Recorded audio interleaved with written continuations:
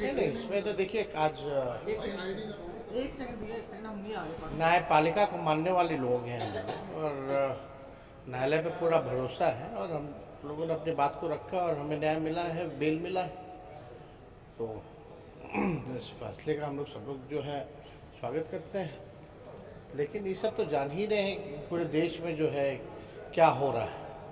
जो भी सच बोलता है, जो भी जनता की आवाज़ को उठाता है, जो भी सवाल पूछता है सरकार से, मौजूदा सरकार से, तो कार्रवाई तो हो ही जाती है। आप बीजेपी में रहिएगा तो आप पे सारे दाग जो है धुल जाते हैं, और अगर खिलाफ रहिएगा तो आप चाहे कोई भी हो, आप पे कार्रवाई होती है।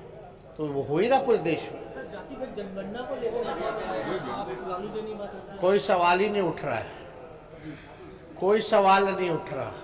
सभी लोगों की कामना थी, और सवाल उठता तो कल तो सारे बिहार की जितनी राजनीतिक दलें थी सबने स्वागत किया है, साथ में मीटिंग की।